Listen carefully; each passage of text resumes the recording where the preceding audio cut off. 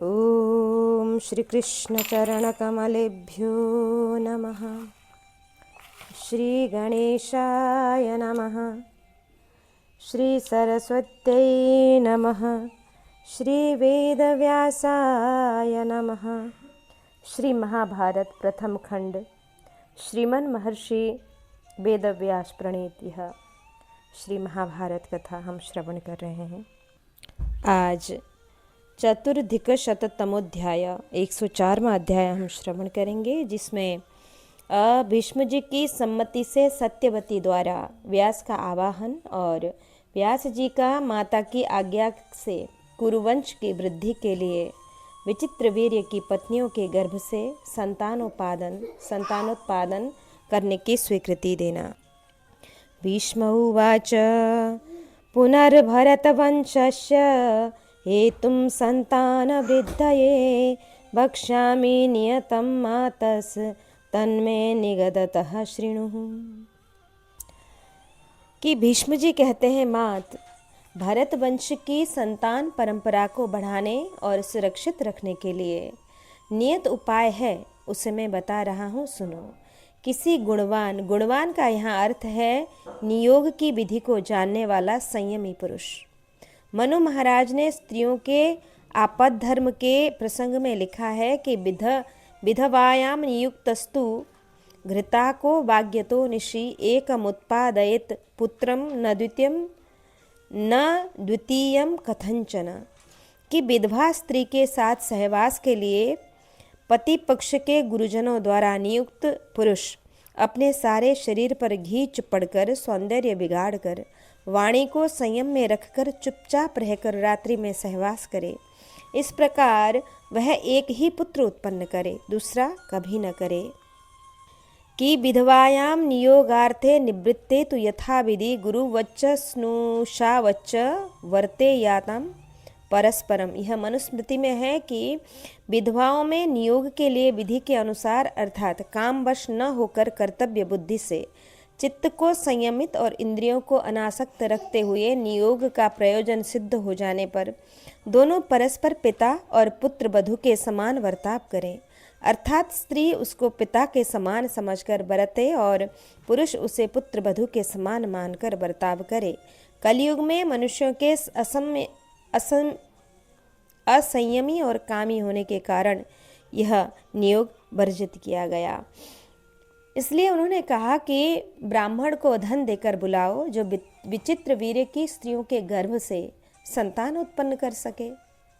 तब वैशंपायन जी कहते हैं, जन्मेजय, तब सत्यवती कुछ हंसती और साथ ही लजाती हुई भीष्म जी से इस प्रकार बोली। बोलते समय उसकी वाणी संकोच से कुछ अस्पष्ट सी हो जाती। महाबाहु भीष्म, तुम जैसा कहते हो वही ठीक है। तुम पर विश्वास होने से अपने कुल की संतति की रक्षा के लिए तुम्हें मैं एक बात बतलाती हूँ। ऐसे आपद धर्म को देखकर यह बात तुम्हें बताए बिना मैं नहीं रह सकती। तुम ही हमारे कुल में मूर्तिमान धर्म हो, तुम ही सत्य हो और तुम ही परम गति हो। अतः मेरी सच्ची बात सुनकर उसके बाद जो कर्तव्य हो उसे करो।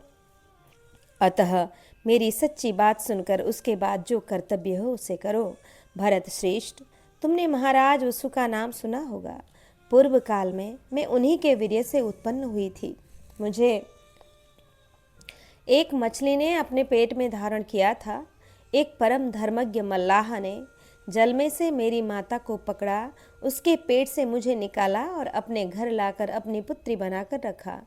मेरे उन धर्मपरायण पिता के पास एक नौका थी जो धन के लिए नहीं, धर्मार्थ चलाई जाती थी। एक दिन मैं उसी नाव पर गई हुई थी। उन दिनों मेरे यौवन का प्रारंभ था।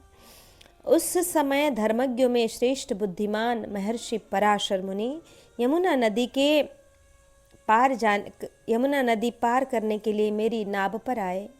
मैं उन्हें पार ले जा रही थी। तब तक वे मुनि श्रेष्ठ काम पीड़ित हो मेरे पास आ मुझे समझाते हुए बड़े मधुर वाणी में बोले और उन्होंने मुझसे अपने जन्म और कुल का परिचय दिया। इस पर मैंने कहा, भगवान, मैं तो निषाद की पुत्री हूँ। भारत, एक ओर मैं पिताजी से डरती थी और दूसरी ओर मुझे मुनि के शाप का भी डर था। उस समय महर्षि ने मुझे दुर्लभ वर देकर उत्साहित किया, जिससे मैं उनके अनुरोध को टाल न सकी। यद्यपि मैं चाहती नहीं थी तो भी उन्होंने मुझ अबला को अपने तेज से तिरस्कृत करके नौका पर ही मुझे अपने वश में कर लिया। उस समय उन्होंने कोहरा उत्पन्न करके संपूर्ण लोकों को अंधकार से आवृत कर दिया। भारत, पहले मेरे शरीर से अत्यंत घृणित मछली की सी बड़ी तीव्र दुर्गंध आती थी। उसी को मिटाकर मुनि ने मुझे वह उत्तम गंध प्रदान की थी। तदंतर मुनि ने मुझसे कहा, तुम इस यमुना के ही द्वीप में मेरे द्वारा स्थापित इस गर्भ को त्याग कर फिर कन्या हो जाओगी। उस गर्भ से पराशर जी के पुत्र महान योगी महर्षि व्यास प्रकट हुए। वे ही द्वैपायन नाम से विख्यात हैं। वे मेरे कन्यावस्था के पुत्र हैं। वे भगवान द्वैपायन मुनि अपने तपोबल से चारों वेदों का पृथक पृथक विस्तार करके लोकों में व्यास पदवी को प्राप्त हुए हैं। शरीर का रंग सावला होने से उन्हें लोग कृष्ण भी कहते हैं। वे सत्यवादी, शांत, तपस्वी और पाप शून्य हैं। वे उत्पन्न होते ही बड़े होकर उस द्वीप से अपने पिता के साथ चले गए थे।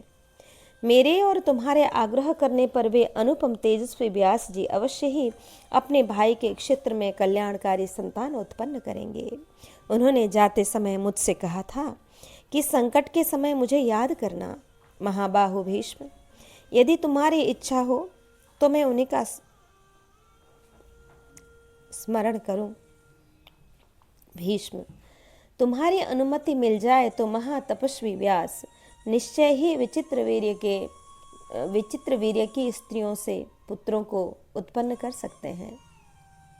वैशंपायन जी कहते हैं, महर्षि व्यास का नाम लेते ही भीष्म जी हाथ जोड़कर बोले, माता जी, जो मनुष्य धर्म, अर्थ और काम इन तीनों का बारंबार विचार करता है तथा यह भी जानता है कि किस प्रकार अर्थ से अर्थ, धर्म से धर्म और काम से काम रूप फल की प्राप्ति होती है और वह परिणाम में कैसे सुखद होता है तथा किस प्रकार अर्थादि के सेवन से विपरीत फल की अर्थनाश आदि प्रकट होते हैं, इन बातों पर पृथक पृथक भलीभांति विचार करके जो धीर पुरुष अपनी बुद्धि के द्वारा कर्तव्य का निर्णय करता है वही बुद्धिमान है। तुमने जो बात कही है वह धर्मयुक्त तो है ही, हमारे कुल के लिए भी हितकर और कल्याणकारी है, इसलिए मुझे बहुत अच्छी लगी। वैशंपायन जी कहते हैं, कुरुनंदन, उस समय भीष्म जी के इस प्रकार अपनी सम्मति देने पर काली सत्यवती ने मुनिवर कृष्ण द्वैपायन का चिंतन किया। जन्मेजय, माता ने मेरा स्मरण किया है यह जानकर परम बुद्धिमान व्यास जी वेद मंत्रों का पाठ करते हुए क्षण भर में वहां प्रकट हो गए। वे कब किधर से आ गए इसका पता किसी को न चला। सत्यवती ने अपने पुत्र का भलीभांति सत्कार और दोनों भुजाओं से उनका आलिंगन करके अपने स्तनों के झरते हुए दूध से उनका अभिषेक किया।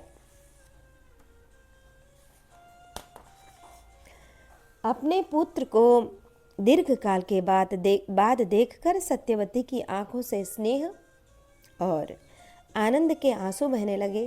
तदंतर सत्यवती के प्रथम पुत्र महर्षि व्यास ने अपने कमंडलू के पवित्र जल से दुखिनी माता का अभिषेक किया और उन्हें प्रणाम करके इस प्रकार कहा कि धर्म के तत्व को जानने वाली माता जी, आपकी जो हार्दिक इच्छा हो इसके अनुसार कार्य करने के लिए मैं यहाँ आया हूँ। आज्ञा दीजिए, मैं आपकी कौन सी प्रिय सेवा करूँ। तत्पश्चात पुरोहित ने महर्षि का विधि पूर्वक मंत्रोच्चारण के साथ पूजन किया और महर्षि ने उसे प्रसन्नता पूर्वक ग्रहण किया। विधि और मंत्रोच्चारण पूर्वक की हुई उस पूजा से व्यास जी बड़े प्रसन्न हुए। जब वे आसन पर बैठ गए तब माता सत्यवती ने उनका कुशल क्षेम पूछा और उनकी ओर देखकर इस प्रकार कहा कि विद्वन, माता और पिता दोनों से पुत्रों का जन्म होता है, अतः उन पर दोनों का समान अधिकार है। जैसे पिता पुत्रों का स्वामी है उसी प्रकार माता भी है, इसमें संदेह नहीं है। हे ब्रह्मर्षि, विधाता के विधान या मेरे पूर्व जन्म के पुण्य से जिस प्रकार तुम मेरे प्रथम पुत्र हो, उसी प्रकार विचित्र वीर्य मेरा सबसे छोटा पुत्र है।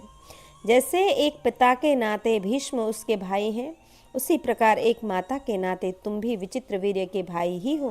बेटा, मेरी तो ऐसी ही मान्यता है, फिर तुम जैसा समझो। ये सत्य पराक्रमी शांतनु नंदन भीष्म सत्य का पालन कर रहे हैं। अनघ, संतानोत्पादन तथा राज्य शासन करने का इनका विचार नहीं है। अतः तुम अपने भाई के पारलौकिक हित का विचार करके तथा कुल की संतान परंपरा की रक्षा के लिए भीष्म के अनुरोध और मेरी आज्ञा से सब प्राणियों पर दया करके उनकी रक्षा करने के उद्देश्य से और अपने अंतःकरण की कोमल वृत्ति को देखते हुए मैं जो कुछ कहूँ उसे सुनकर उसका पालन करो।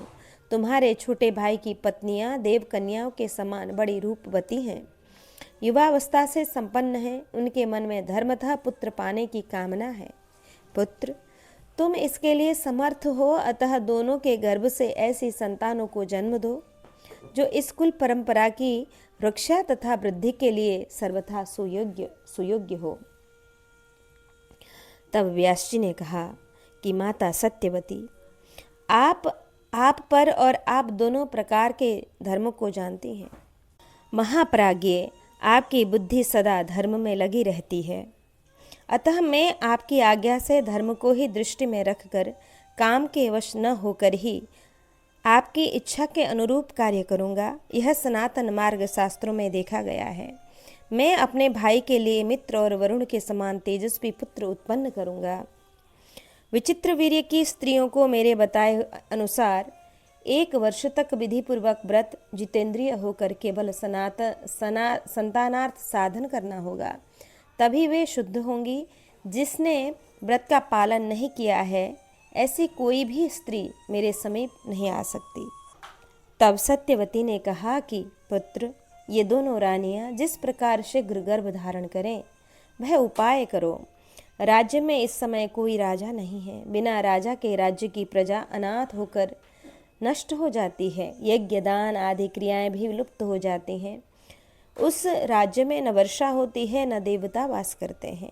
प्रभु, तुम ही सोचो, बिना राजा का राज्य कैसे सुरक्षित और अनुशासित रह सकता है। इसलिए शीघ्र गर्भाधान करो। भीष्म बालक को पाल पोष कर बड़ा कर लेंगे। व्यास जी बोले कि माँ, यदि मुझे समय नियम न रखकर शीघ्र ही अपने भाई के लिए पुत्र प्रदान करना है, तो उन देवियों के लिए यह उत्तम व्रत आवश्यक है कि वे मेरे असुंदर रूप को देखकर शांत रहें, डरे नहीं। यदि कौसल्या अंबिका मेरे गंध रूप वेश और शरीर को सहन कर ले, तो वह आज ही एक उत्तम बालक को अपने गर्भ में पा सकती है। जन्मेजय, वैशंपायन जी कहते हैं जन्मेजय, ऐसा कहने के बाद महातेजस्वी मुनि श्रेष्ठ व्यास जी सत्यवती से फिर अच्छा तो कौशल्या ऋतु स्नान के पश्चात शुद्ध वस्त्र और श्रृंगार धारण करके शैया पर मिलन की प्रतीक्षा करे, यूं कहकर अंतर्ध्यान हो गए। तदंतर देवी सत्यवती ने एकांत में आई हुई अपनी पुत्र वधू अंबिका के पास जाकर उसे आपद धर्म और अर्थ के युक्त हितकारक वचन कहा कि कौशल्य, मैं तुमसे जो धर्म संगत बात कह रही हूँ उसे ध्यान देकर सुनो। मेरे भाग्य का।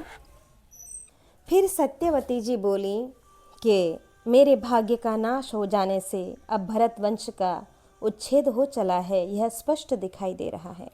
इसके कारण मुझे व्यथित और पितृकुल को पीड़ित देख भीष्म ने इस कुल की वृद्धि के लिए मुझे एक सम्मति दी है। बेटी, उस सम्मति की सार्थकता तुम्हारे अधीन है। तुम भीष्म के बताए अनुसार मुझे उस अवस्था में पहुंचाओ जिससे मैं अपने अभिष्ट की सिद्धि देख सकूं। सुश्रोणी, इस नष्ट होते इस भरत वंश का पुनः उद्धार करो। तुम देवराज इंद्र के समान एक तेजस्वी पुत्र को जन्म दो, वही हमारे कुल के इस महान राज्य भार को वहन करेगा। कौशल्या धर्म का आचरण करने वाली थी। सत्यवती ने धर्म को सामने रखकर ही उसे इस प्रकार समझा बुझाकर बड़ी कठिनता से इस कार्य के लिए तैयार किया। उसके बाद ब्राह्मणों, देवर्षियों तथा अतिथियों को भोजन कराया। इस प्रकार यह श्री महाभारत आदि पर्व के अंतर्गत संभव पर्व में सत्यवती उपदेश विषय के 104वां अध्याय यहाँ पूरा हुआ। आए अब हम श्रवण करेंगे पंचाधिक शततमोध्याय 105वां अध्याय हम श्रवण करें। वैशंपायन जी कहते हैं कि जन्मेजय तदंतर सत्यवती ठीक समय पर अपनी ऋतुस्नाता पुत्र वधु को शैया पर बैठाती हुई धीरे से बोली, कौसल्ये, तुम्हारे एक देवर हैं, वे ही आज तुम्हारे पास गर्भाधान के लिए आएंगे। तुम सावधान होकर उनकी प्रतीक्षा करो, वे ठीक आधी रात के समय यहाँ पधारेंगे।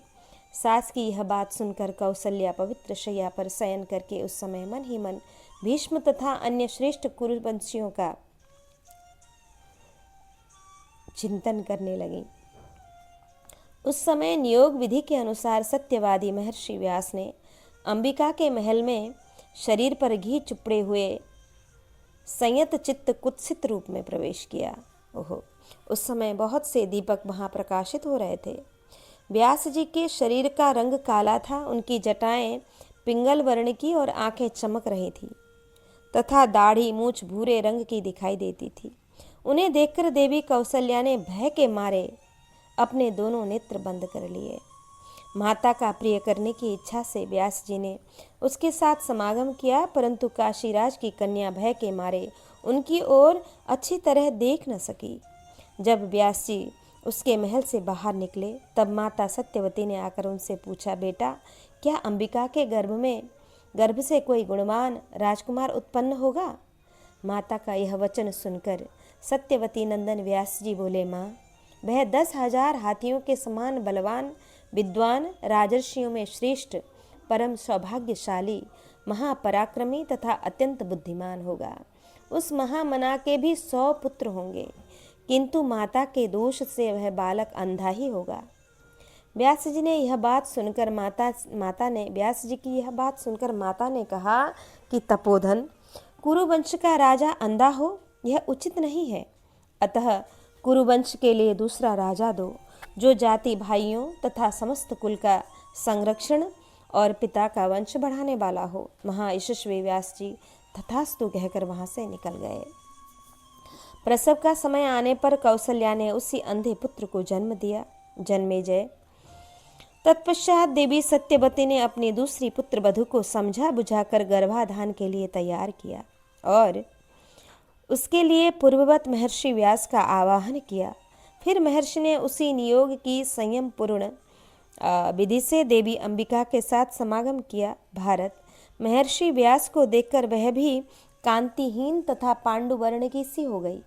जन्मेजय, उसे भयभीत विषादग्रस्त तथा पांडुवर्ण की सी देख सत्यवती नंदन व्यास ने यूं कहा कि अंबालिके, तुम मुझे विरूप देखकर पांडुवर्ण की सी हो गई थी, इसलिए तुम्हारा यह पुत्र पांडु रंग का ही होगा। शुभानने, इस बालक का नाम भी संसार में पांडु ही होगा। ऐसा कहकर मुनि श्रेष्ठ भगवान व्यास वहां से पधारे। उस महल से निकलने पर सत्यवती ने अपने पुत्र से उसके विषय में पूछा। तब व्यास जी ने माता से भी उस बालक के पांडुवर्ण होने की बात बता दी। इसके बाद सत्यवती ने पुनः एक दूसरे पुत्र के लिए उनसे याचना की। महर्षि ने बहुत अच्छा कहकर माता की आज्ञा स्वीकार कर ली। तदंतर देवी अंबालिका ने समय आने पर एक पांडुवर्ण के पुत्र को जन्म दिया। वह अपनी दिव्य कांति से उद्भासित हो रहा था। यह वही बालक था जिसके पुत्र महाधनुर्धारी पांडव हुए। इसके बाद ऋतुकाल आने पर सत्यवती ने अपनी बड़ी बहू अंबिका को पुनः व्यास जी से मिलने के लिए नियुक्त किया, परंतु देवकन्या के समान सुंदरी अंबिका ने महर्षि के उस कुत्सित रूप और गंध का चिंतन करके भय के मारे देवी सत्यवती की आज्ञा नहीं मानी। काशीराज की पुत्री अंबिका ने अप्सरा के समान सुंदरी अपनी एक दासी को अपने ही आभूषणों से विभूषित करके काले कलूटे महर्षि व्यास के पास भेज दिया।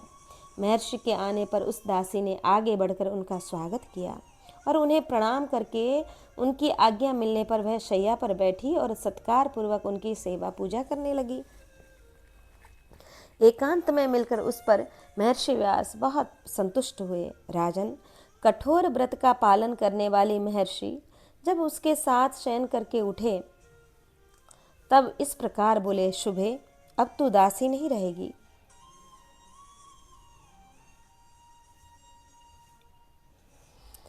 तेरे उदर में एक अत्यंत श्रेष्ठ बालक आया है। वह लोक में धर्मात्मा तथा समस्त बुद्धिमानों में श्रेष्ठ होगा।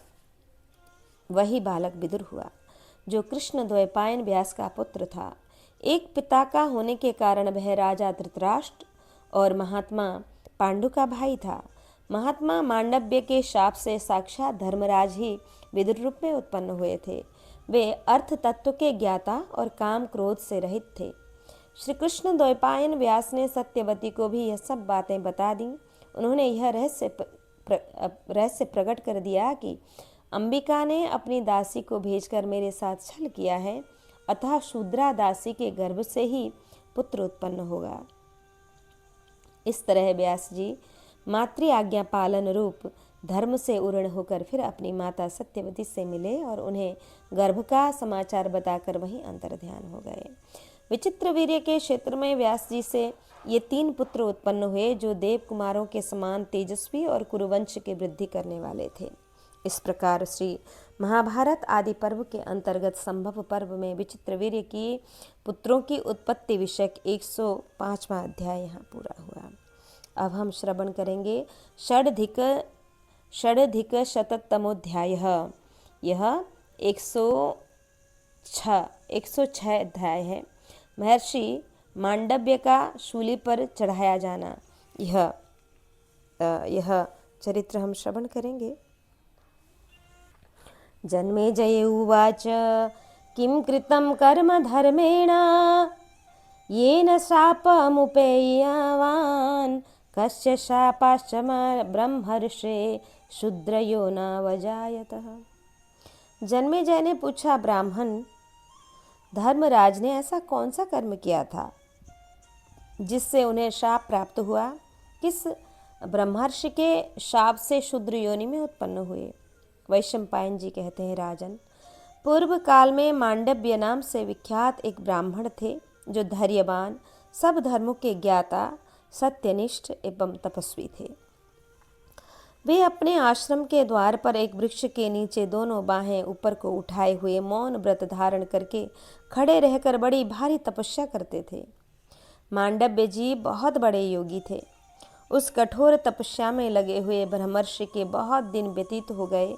एक दिन उनके आश्रम पर चोरी का माल लिए हुए बहुत से लुटेरे आए। जन्मेजय, उन चोरों का बहुत से सैनिक पीछा कर रहे थे। कुरुश्रेष्ठ, वे दस्यु वह चोरी का माल ब्रह्मर्षि के आश्रम में रखकर भय के मारे प्रजा रक्षक सेना के आने से पहले ही कहीं छिप गए। उनके छिप जाने पर रक्षकों की सेना शीघ्रतापूर्वक वहां आ पहुंची। राजन, चोरों का पीछा करने वाले लोगों ने इस प्रकार तपस्या में लगे हुए उन महर्षि को जब वहां देखा तो पूछा कि द्विजश्रेष्ठ, बताइए, चोर किस रास्ते से भगे हैं, जिससे वही मार्ग पकड़कर हम तीव्र गति से उनका पीछा करें। राजन, उन रक्षकों के इस प्रकार पूछने पर तपस्या के धनी उन महर्षि ने भला बुरा कुछ भी नहीं कहा। तब उन राजपुरुषों ने उस आश्रम में ही चोरों को खोजना प्रारंभ किया और वहीं छिपे हुए चोरों तथा चोरी के माल को भी देख लिया। फिर तो रक्षकों को मुनि के प्रति मन में संदेह उत्पन्न हो गया और वे उन्हें बांधकर राजा के पास ले गए। वहां पहुंचकर उन्होंने राजा से सब बातें बताईं और उन चोरों को भी राजा के हवाले कर दिया। राजा ने उन चोरों के साथ महर्षि को भी प्राण दंड की आज्ञा दे दी। रक्षकों ने उन महातपस्वी मुनि को नहीं पहचाना और उन्हें सूली पर चढ़ा दिया। इस प्रकार वे रक्षक मांडव्य मुनि को शूली पर चढ़ाकर वह सारा धन साथ ले राजा के पास लौट आए। धर्मात्मा महर्षि मांडव्य दीर्घ काल तक उस सूल के अग्रभाग पर बैठे रहे। वहां भोजन न मिलने पर भी उनकी मृत्यु नहीं हुई। वे प्राण धारण किए हुए रहे और स्मरण मात्र करके ऋषियों को अपने पास बुलाने लगे।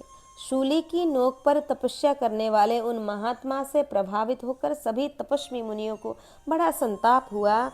वे रात में पक्षियों का रूप धारण करके वहां उड़ते हुए आए और अपनी शक्ति के अनुसार स्वरूप को प्रकाशित करते हुए उन विप्रवर मांडव्य मुनि से पूछने लगे कि ब्राह्मण, हम सुनना चाहते हैं कि आपने कौन सा पाप किया है जिससे यहाँ शूल पर बैठने का यह महान कष्ट आपको प्राप्त हो रहा है।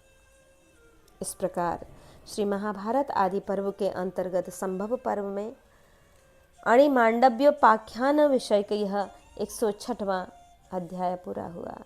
अब हम सप्ताधिक शततमोध्याय मांडव्य का धर्मराज को शाप देना। वैशंपायन जी कहते हैं कि ततः मुनि शार्दूलस् तानुवाच तपोधनान् दोषतः कम गमिष्यामि नहीं मेन्योपराध्यति। कि राजन, तब उन मुनि श्रेष्ठ ने उन तपस्वी मुनियों से कहा कि मैं किस पर दोष लगाऊं, दूसरे किसी ने मेरा अपराध नहीं किया है। महाराज, रक्षकों ने बहुत दिनों तक उन्हें शूल पर बैठे देख राजा के पास जाकर सब समाचार ज्यों का त्यों निवेदन किया। उनकी बात सुनकर मंत्रियों के साथ परामर्श करके राजा ने शूली पर बैठे हुए उन मुनि श्रेष्ठ को प्रसन्न करने का प्रयत्न किया। कि राजा ने कहा, मुनिवर, मैंने मोह अथवा अज्ञानवश जो अपराध किया है उसके लिए आप मुझ पर क्रोध न करें। मैं आपसे प्रसन्न होने के लिए प्रार्थना करता हूँ। वैशंपायन जी कहते हैं कि जन्मेजय, राजा के यूं कहने पर मुनि उन पर प्रसन्न हो गए। राजा ने उन्हें प्रसन्न जानकर शूली से उतार दिया। नीचे उतारकर उन्होंने शूल के अग्रभाग के सहारे उनके शरीर के भीतर से शूल को निकालने के लिए खींचकर निकालने में असफल होने पर उन्होंने उस शूल को मूल भाग में काट दिया। तब वे मुनि शूलाग्र भाग को अपने शरीर के भीतर लिए हुए ही विचरने लगे। ओहो, उस अत्यंत घोर तपस्या के द्वारा महर्षि ने ऐसे पुण्य लोगों पर विजय पाई जो दूसरों के लिए अति दुर्लभ है। अणि कहते हैं शूल के अग्रभाग को। उससे युक्त होने के कारण वे मुनि तभी से सभी लोकों में अणिमांडव्य कहलाने लगे। एक समय परमात्मा तत्व के ज्ञाता विप्रवर मांडव्य ने धर्मराज के भवन में जाकर उन्हें दिव्य आसन पर बैठे देखा। उस समय उन शक्तिशाली महर्षि ने उन्हें उलाहना देते हुए पूछा कि मैंने अनजाने में कौन सा ऐसा पाप किया था जिसके फल का भोग मुझे इस रूप में प्राप्त हुआ। मुझे शीघ्र इसका रहस्य बताओ, फिर मेरी तपस्या का बल देखो। धर्मराज बोले, तपोधन, आपने पतिंगों के पुच्छ भाग में सींग घुसेड़ दी थी, उसी कर्म का यह फल तुम्हें प्राप्त हुआ है। विप्र से जैसे थोड़ा सा भी किया हुआ दान कई गुना फल देने वाला होता है, वैसे ही अधर्म भी बहुत दुख रूपी फल देने वाला होता है। अणिमांडव्य ने पूछा, अच्छा तो ठीक ठीक बताओ, मैंने किस समय किस आयु में वह पाप किया था? धर्मराज ने उत्तर दिया, बाल्यावस्था में तुम्हारे द्वारा यह पाप हुआ था। अणिमांडव्य ने कहा, धर्म शास्त्र के अनुसार जन्म से लेकर 12 वर्ष की आयु तक बालक जो कुछ करता है उसमें अधर्म नहीं होगा, क्योंकि उस समय तक बालक को धर्मशास्त्र के आदेश का ज्ञान नहीं हो सकेगा। धर्मराज, तुमने थोड़े से अपराध के लिए मुझे बहुत बड़ा दंड दिया है। ब्राह्मण वध संपूर्ण प्राणियों के वध से भी अधिक भयंकर होता है। अतः धर्म, तुम मनुष्य होकर शूद्र योनि में जन्म लोगे। आज से संसार में मैं धर्म के फल को प्रकट करने वाली मर्यादा स्थापित करता हूँ। 14 वर्ष की उम्र तक किसी को पाप नहीं लगेगा, उससे अधिक की आयु में पाप करने वाले को ही दोष लगेगा। राजन, इस प्रकार इसी अपराध के कारण महात्मा मांडव्य के शाप से साक्षात धर्म ही विदुर रूप से शूद्र योनि में उत्पन्न हुए।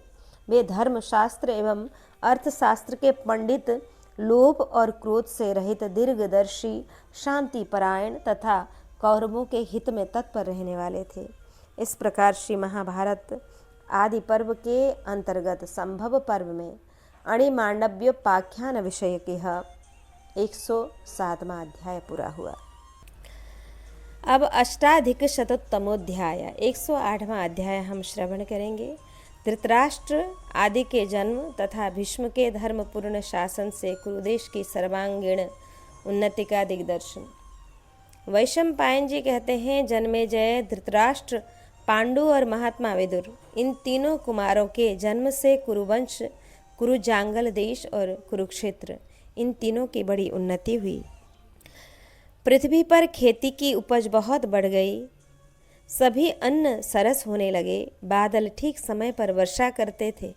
वृक्षों में बहुत से फल और फूल लगने लगे। घोड़े, हाथी आदि वाहन हृष्ट पुष्ट रहते थे। मृग और पक्षी बड़े आनंद से दिन बिताते थे। फूलों और मालाओं में अनुपम सुगंध होती थी और फलों में अनोखा रस होता था। सभी नगर व्यापार कुशल वैश्यों तथा शिल्पकला में निपुण कारीगरों से भरे रहते थे। शूरवीर, विद्वान और संत सुखी हो गए। कोई भी मनुष्य डाकू नहीं था। पाप में रुचि रखने वाले लोगों का सर्वथा अभाव था। राष्ट्र के विभिन्न प्रांतों में सत्ययुग छा रहा था। उस समय की प्रजा सत्यव्रत के पालन में तत्पर हो स्वभावतः यज्ञ कर्म में लगी रहती थी और धर्मानुकूल कर्मों में संलग्न रहकर एक दूसरे को प्रसन्न रखती हुई सदा उन्नति के रथ पर बढ़ती जाती थी। सब लोग अभिमान और क्रोध से रहित तथा लोभ से दूर रहने वाले थे। सभी एक दूसरे को प्रसन्न रखने की चेष्टा करते थे। लोगों के आचार व्यवहार में धर्म की ही प्रधानता थी। समुद्र की भांति सब प्रकार से भरा पूरा कौरव नगर मेघ समूह के समान बड़े बड़े दरवाजे, फाटकों और गोपुरों से सुशोभित थे। सैकड़ों महलों से संयुक्त भयपुरी देवराज इंद्र की अमरावती के समान शोभा पाती थी। वहाँ के लोग नदियों, बनखंडों, बावलियों, छोटे छोटे जलाशयों, पर्वत शिखरों तथा रमणीय काननों में प्रसन्नतापूर्वक विहार करते थे। उस समय दक्षिण कुरु देश के निवासी, उत्तर कुरु में रहने वाले लोग देवताओं, देवर्षियों तथा चारणों के साथ ही होड़ सी लगाते हुए स्वच्छंद विचरण करते थे। कौरवों द्वारा बढ़ाए हुए उस रमणीय जनपद में न तो कोई कंजूस था और न विधवा स्त्रियां देखी जाती थीं। उस राष्ट्र के कुओं, बगीचों, सभा भवनों, बाहुबलियों तथा ब्राह्मणों के घरों में सब प्रकार की समृद्धियां भरी रहती थीं और वहाँ नित्य नूतन उत्सव हुआ करते थे। जन्मेजय, भीष्म जी के द्वारा सब ओर से धर्मपूर्वक सुरक्षित भूमंडल में वह कुरुदेश सैकड़ों देवस्थानों और यज्ञ स्तंभों से चिन्हित होने के कारण बड़ी शोभा पा रहा था। वह देश दूसरे राष्ट्रों का भी शोधन करके निरंतर उन्नति के पथ पर अग्रसर हो रहा था। राष्ट्र में सब और भीष्म जी के द्वारा चलाया हुआ धर्म का शासन चलता था। उन महात्मा कुमारों के यज्ञोपवीतादि संस्कार किए जाने के समय नगर और देश के सभी लोग निरंतर उत्सव मनाते थे। जन्मेजय, कुरुकुल के प्रधान पुरुषों तथा अन्य नगरवासियों के घरों में सदा सब और यही बात सुनाई देती थी कि दान दो और अतिथियों को भोजन कराओ। धृतराष्ट्र, पांडु तथा परम बुद्धिमान विदुर, इन तीनों भाइयों का भीष्म जी ने जन्म से ही पुत्र की भांति पालन किया। उन्होंने ही उनके सब संस्कार दिए और फिर वे ब्रह्मचर्य के पालन और वेदों के स्वाध्याय में तत्पर हो गए। परिश्रम और व्यायाम में भी उन्होंने बड़ी कुशलता प्राप्त की। फिर धीरे धीरे वे युवावस्था को प्राप्त हुए। धनुर्वेद, घोड़े की सवारी, गदा युद्ध, ढाल, तलवार के प्रयोग, गज शिक्षा तथा नीति शास्त्र में वे तीनों भाई पारंगत हो गए। उन्हें इतिहास, पुराण तथा नाना प्रकार के शिष्टाचारों का भी ज्ञान कराया गया। वे वेद वेदांगों के तत्वज्ञ तथा सर्वत्र एक निश्चित सिद्धांत के मानने वाले थे। पांडु धर्म विद्या में उस समय के मनुष्य में सबसे बढ़ चढ़ कर पराक्रमी थे। इसी प्रकार राजा धृतराष्ट्र दूसरे लोगों की अपेक्षा शारीरिक बल में बहुत बढ़कर थे। राजन, तीनों लोकों में विदुर जी के समान दूसरा कोई भी मनुष्य धर्मपरायण तथा धर्म में ऊंची अवस्था को प्राप्त आत्मदृष्टा नहीं था। आत्मदृष्टा कहते हैं अयम तु परमो धर्मो यद योगेनात्मदर्शनम, कि यज्ञवल्क्य स्मृति के इस कथन के अनुसार आत्मदर्शन ही सबसे उत्कृष्ट धर्म है। कि नष्ट हुए शांतनु के वंश का पुनः उद्धार हुआ देखकर समस्त राष्ट्र के लोग परस्पर कहने लगे कि वीर पुत्रों को जन्म देने वाली स्त्रियों में काशीराज की दोनों पुत्रियां सबसे श्रेष्ठ हैं। देशों में कुरुजांगल देश सबसे उत्तम है। संपूर्ण धर्मज्ञों में भीष्म जी का स्थान सबसे ऊंचा है तथा नगरों में हस्तिनापुर सर्वोत्तम है। धृतराष्ट्र अंधे होने के कारण और विदुर जी पारवश शूद्रा के गर्भ से ब्राह्मण द्वारा उत्पन्न होने से राज्य न पा सके, अतः सबसे छोटे पांडु ही राजा हुए। एक समय की बात है, संपूर्ण नीतिज्ञ पुरुषों में श्रेष्ठ गंगानंदन भीष्म जी धर्म के तत्व को जानने वाले विदुर जी से इस प्रकार न्यायोचित वचन बोले। इस प्रकार श्री महाभारत आदि पर्व के अंतर्गत संभव पर्व में पांडु राज्य विषेक विषय की यह 108वां अध्याय पूरा हुआ। नवाधिक शततमोध्याय। यहाँ राजा धृतराष्ट्र का विवाह हम श्रवण करेंगे। भीष्म उवाच गुणैः समुदितं सम्यगिदं न प्रथितं कुलम् अत्यन्त्यान् पृथिवी पालन पृथिव्यामधिराज्यथात्। भीष्म जी ने कहा, बेटा विदुर, हमारा यह कुल अनेक सद्गुणों से संपन्न होकर इस जगत में विख्यात हो रहा है। यह अन्य भूपालों को जीतकर इस भूमंडल के साम्राज्य का अधिकारी हुआ है। पहले के धर्मज्ञ एवं महात्मा राजाओं ने इसकी रक्षा की थी, अतः हमारा यह कुल इस भूतल पर कभी उच्छिन्न नहीं हुआ।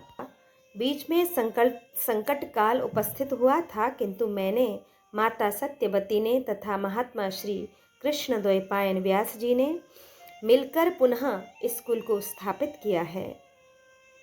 तुम तीनों भाई इस कुल के तंतु हो और तुम ही पर अब इसकी प्रतिष्ठा है। वत्स, यह हमारा वही कुल आगे भी जिस प्रकार समुद्र की भांति बढ़ता रहे, निसंदेह वही उपाय मुझे और तुम्हें भी करना चाहिए। यह सुना जाता है कि यदुवंशी शूरसेन की कन्या प्रथा, जो अब राजा कुंती भोज की गोद ली हुई पुत्री है, भली भांति हमारे कुल के अनुरूप है। इसी प्रकार गांधार राज सुबल और मद्र नरेश के यहाँ भी एक कन्या सुनी जाती है। बेटा, वे सब कन्याएं बड़ी सुंदरी तथा उत्तम कुल में उत्पन्न हैं। वे श्रेष्ठ क्षत्रिय गण हमारे साथ विवाह संबंध करने के सर्वथा योग्य हैं। बुद्धिमानों में श्रेष्ठ विदुर, मेरी राय है कि इस कुल की संतान परंपरा को बढ़ाने के लिए उक्त कन्याओं का वर्ण करना चाहिए, अथवा जैसी तुम्हारी सम्मति हो वैसा किया जाए। विदुर बोले, प्रभु, आप हमारे पिता हैं, आप ही माता हैं और आप ही परम गुरु हैं, अतः स्वयं विचार करके जिस बात में इस कुल का हित हो वह कीजिए। श्री वैशंपायन जी कहते हैं, जन्मेजय। इसके बाद भीष्म ने ब्राह्मणों से गांधार राज सुबल की पुत्री सुलक्षणा गांधारी के विषय में सुना कि वह भग देवता के नेत्रों का नाश करने वाले वरदायक भगवान शंकर की आराधना करके अपने लिए 100 पुत्र होने का वरदान प्राप्त कर चुकी है। भारत, जब इस बालक का ठीक ठीक पता लग गया, तब पिता भीष्म ने गांधार राज के पास अपना दूत भेजा। धृतराष्ट्र अंधे हैं, इस बात को लेकर सुबल के मन में बड़ा विचार हुआ, परंतु उनके कुल प्रसिद्धि और आचार आदि के विषय में बुद्धिपूर्वक विचार करके उसने धर्मपरायणा गांधारी का धृतराष्ट्र के लिए वाग्दान कर दिया। जन्मेजय, गांधारी ने जब यह सुना कि धृतराष्ट्र अंधे हैं और पिता माता मेरा विवाह उन्हीं के साथ करना चाहते हैं, तब उन्होंने रेशमी वस्त्र लेकर उसके कई तह उसी से अपनी आंखें बांध ली।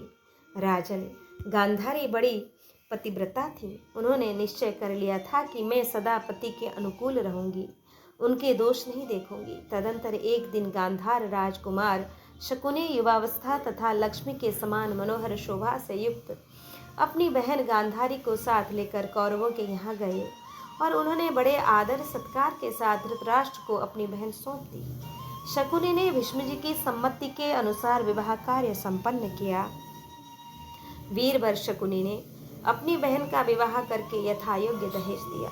बदले में भीष्म जी ने भी उसका बड़ा सम्मान किया। तत्पश्चात वे अपनी राजधानी को लौट आए। भारत, सुंदर शरीर वाली गांधारी ने अपने उत्तम स्वभाव, सदाचार तथा सद्व्यवहारों से समस्त कौरवों को प्रसन्न कर लिया। इस प्रकार सुंदर बर्ताव से समस्त गुरुजनों की प्रसन्नता प्राप्त करके उत्तम व्रत का पालन करने वाली पति परायणा गांधारी ने कभी दूसरे पुरुषों का नाम तक नहीं लिया। इस प्रकार श्री महाभारत आदि पर्व के अंतर्गत संभव पर्व में धृतराष्ट्र विवाह विषय की यह 109वां अध्याय पूरा हुआ। अब हम श्रवण करेंगे दशाधिकशततमोध्याय। यहाँ कुंती जी को दुर्वासा से मंत्र की प्राप्ति, सूर्यदेव का आवाहन तथा उनके संयोग से कर्ण का जन्म एवं कर्ण के द्वारा इंद्र को कवच और कुंडलों का दान।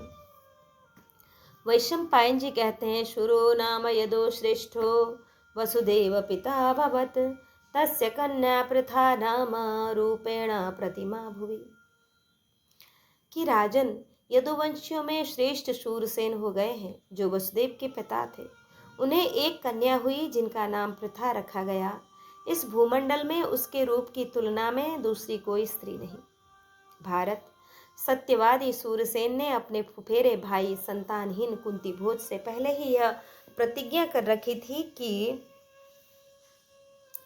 मैं तुम्हें अपनी पहली संतान भेंट कर दूंगा। उन्हें पहले कन्या की ही उत्पन्न हुई और कृपाकांक्षी महात्मा सखा राजा कुंती भोज को उनके मित्र सूरसेन ने वह कन्या दे दी। पिता कुंती भोज के घर पर पृथा को देवताओं के पूजन और अतिथियों के सत्कार का कार्य सौंपा गया था। एक समय वहां कठोर व्रत का पालन करने वाले तथा धर्म के विषय में अपने निश्चय को सदा गुप्त रखने वाले एक ब्राह्मण महर्षि आए, जिन्हें लोग दुर्वासा के नाम से जानते हैं। पृथा उनकी सेवा करने लगी। वे बड़े उग्र स्वभाव के थे। उनका हृदय बड़ा कठोर था। फिर भी राजकुमारी पृथा ने सब प्रकार के यत्नों से उन्हें पूर्ण संतुष्ट कर लिया। दुर्वासा जी ने पृथा पर आने वाले भावी संकट का विचार करके उनके धर्म की रक्षा के लिए उसे एक वशीकरण मंत्र दिया और उसके प्रयोग की विधि भी बता दी। तत्पश्चात वे मुनि उनसे बोले कि शुभे, तुम इस मंत्र द्वारा जिस जिस देवता का आवाहन करोगी उसी के अनुग्रह से तुम्हें पुत्र प्राप्त होगा। महर्षि दुर्वासा के यूं कहने पर कुंती के मन में बड़ा कौतूहल हुआ। वह यशस्विनी राजकन्या यद्यपि अभी कुमारी थी, तो भी उसने मंत्र की परीक्षा के लिए सूर्यदेव का आवाहन किया। आवाहन करते ही उसने देखा कि संपूर्ण जगत की उत्पत्ति और पालन करने वाले भगवान भास्कर आ रहे हैं। यह महान आश्चर्य की बात देखकर निर्दोष अंगों वाली कुंती चकित हो उठी। इधर भगवान सूर्य उसके पास आकर इस प्रकार बोले कि श्याम नेत्रों वाली कुंती, यह मैं आ गया, बोलो तुम्हारा कौन सा प्रिय कार्य करूं। भद्रे, मैं दुर्वासा ऋषि के दिए हुए मंत्र से प्रेरित होकर और तुम्हारे बुलाते ही तुम्हें पुत्र की प्राप्ति कराने के लिए उपस्थित हुआ हूँ। पवित्र मुस्कान वाली कुंती, तुम मुझे सूर्यदेव समझो। कुंती ने कहा, शत्रुओं का नाश करने वाले प्रभु, एक ब्राह्मण ने मुझे वरदान के रूप में देवताओं के आवाहन का मंत्र प्रदान किया है। उसी की परीक्षा के लिए मैंने आपका आवाहन किया था। यद्यपि मुझसे यह अपराध हुआ है, तो भी इसके लिए आपके चरणों में मस्तक रखकर मैं यह प्रार्थना करती हूँ कि आप क्षमा पूर्वक प्रसन्न हो जाइए। स्त्रियों से अपना अपराध हो जाए तो भी श्रेष्ठ पुरुषों को सदा उनकी रक्षा ही करनी चाहिए। तब सूर्यदेव बोले, भद्रे, मैं यह सब जानता हूँ कि दुर्वासा ने तुम्हें वर दिया है। तुम भय छोड़कर यहाँ मेरे साथ समागम करो। शुभे, मेरा दर्शन अमोघ है और तुमने मेरा आवाहन किया है। भीरु, यदि यह आवाहन व्यर्थ हुआ तो भी निस्संदेह तुम्हें बड़ा दोष लगेगा। वैशंपायन जी कहते हैं, भारत, भगवान सूर्य ने कुंती को समझाते हुए इस तरह की बहुत सी बातें कहीं, किंतु मैं अभी कुमारी कन्या हूँ, यह सोचकर सुंदरी कुंती ने उनसे समागम की इच्छा नहीं की। यशस्विनी कुंती भाई बंधुओं में बदनामी फैलने के डर से भी डरी हुई थी और नारी सुलभ लज्जा से भी वह विवश थी। भरत श्रेष्ठ, उस समय सूर्यदेव ने पुनः उनसे कहा कि सुंदर मुख एवं सुंदर भौहों वाली राजकुमारी, तुम्हारे लिए जैसे पुत्र निर्वाण होगा वह सुनो।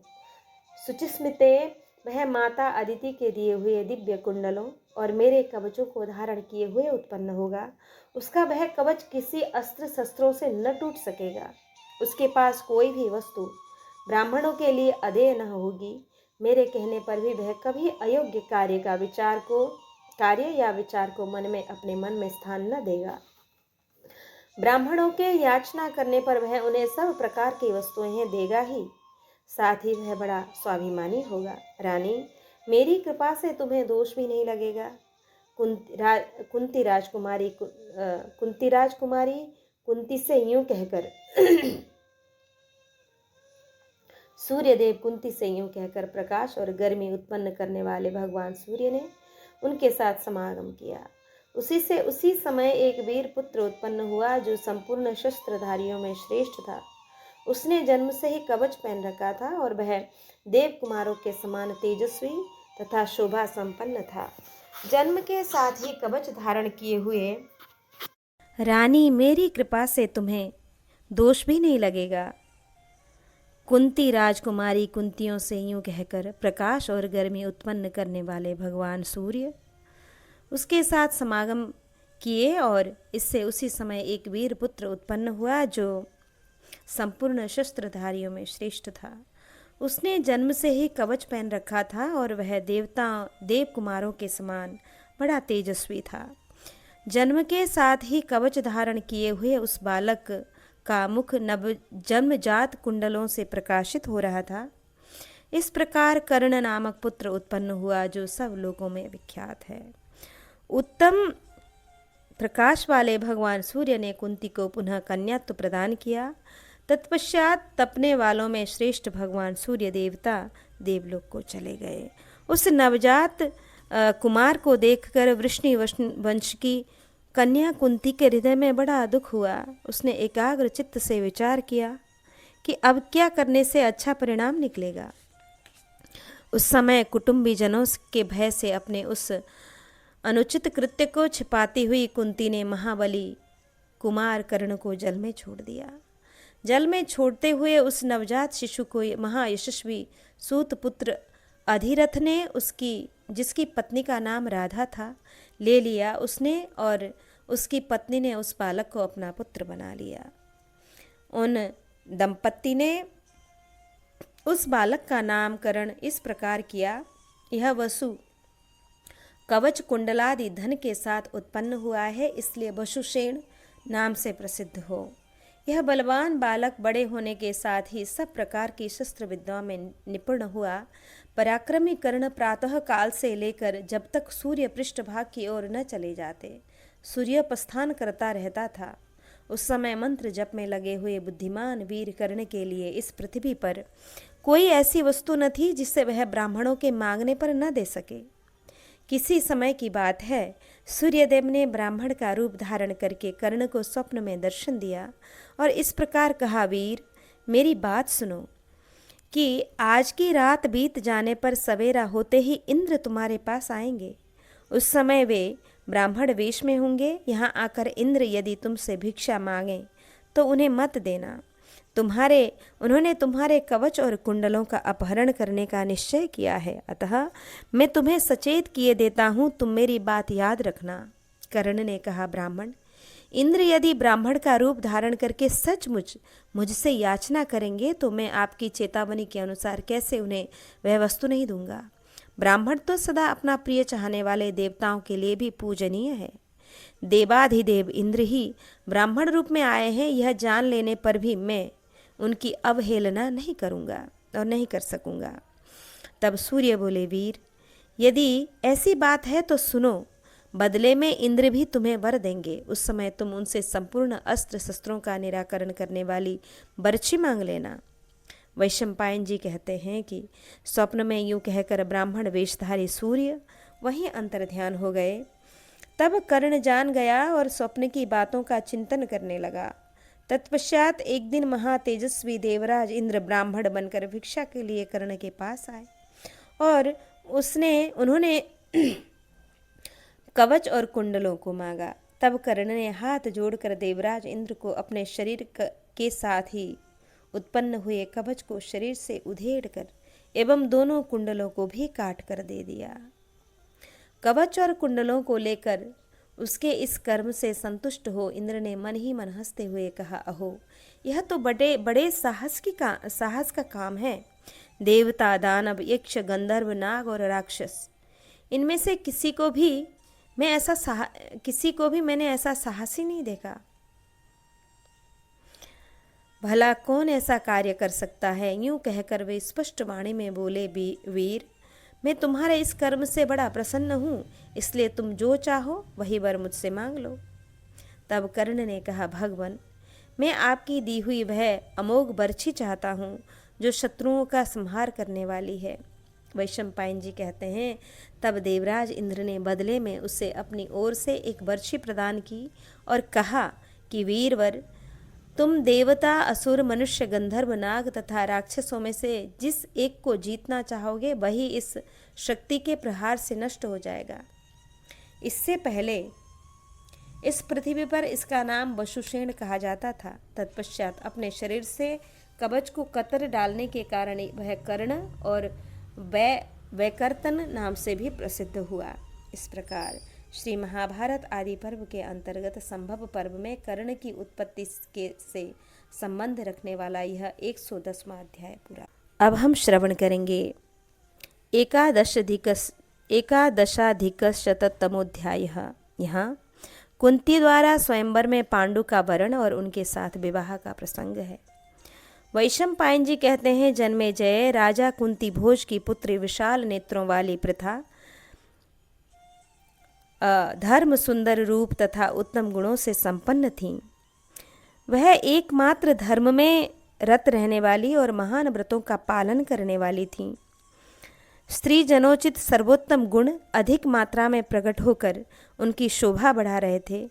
मनोहर रूप तथा युवावस्था से सुशोभित उस तेजस्विनी राजकन्या के लिए कई राजाओं ने महाराज कुंती भोज से याचना की थी। राजेंद्र, तब कन्या के पिता राजा कुंती भोज ने उन सब राजाओं को बुलाकर अपनी पुत्री प्रथा को स्वयंवर में उपस्थित किया। मनस्विनी कुंती ने सब राजाओं के बीच रंगमंच पर बैठे हुए भरत वंश शिरोमणि नृपश्रेष्ठ पांडु को देखा। उनमें सिंह के समान अभिमान जाग रहा था। उनकी छाती बहुत चौड़ी थी। उनके नेत्र बैल की आंखों के समान बड़े बड़े थे। उनका बल महान था। वे सब राजाओं की प्रभा को अपने तेज से आच्छादित करके भगवान सूर्य की भांति प्रकाशित हो रहे थे। उस समय राजसभा में वे द्वितीय इंद्र के समान विराजमान थे। निर्दोष अंगों वाली कुंती भोज कुमारी शुभ लक्षणा कुंती स्वयंवर की रंगभूमि में नरश्रेष्ठ पांडु को देखकर मन ही मन उन्हें पाने के लिए व्याकुल हो उठी। उसके सब अंग काम से व्याप्त हो गए और चित्त एक बारागी चंचल हो उठा। कुंती ने लजाते लजाते राजा पांडु को गले में जयमाल डाल दी। सब राजाओं ने जब सुना कि कुंती ने महाराज पांडु का वर्ण कर लिया, तब वे हाथी, घोड़े एवं रथों आदि वाहनों द्वारा जैसे आए थे वैसे ही अपने अपने स्थानों को लौट गए। राजन, तब उसके पिता पांडु के साथ शास्त्र विधि के अनुसार कुंती का उनके पिता ने विवाह कर दिया। अनंत सौभाग्यशाली कुरुनंदन पांडु कुंती भोज कुमारी कुंती से संयुक्त हो सची के साथ इंद्र की भांति सुशोभित हुए। राजेंद्र, महाराज कुंती भोज ने कुंती और पांडु का विवाह संस्कार संपन्न करके उस समय उन्हें नाना प्रकार के धन और रत्नों द्वारा सम्मानित किया। तत्पश्चात पांडु को उनकी राजधानी में भेज दिया। कुरुश्रेष्ठ, जन्मेजय तब कौरव नंदन राजा पांडु नाना प्रकार की ध्वजा पताकाओं से सुशोभित विशाल सेना के साथ चले। उस समय बहुत से ब्राह्मण एवं महर्षि आशीर्वाद देते हुए उनकी स्तुति करवाते थे। हस्तिनापुर में आकर उन शक्तिशाली नरेश ने अपनी प्यारी पत्नी कुंती को राजमहल में पहुंचा दिया। इस प्रकार यह श्री महाभारत आदि पर्व के अंतर्गत संभव पर्व में कुंती विवाह विषयक यह 111वां अध्याय यहाँ पूर्ण हुआ।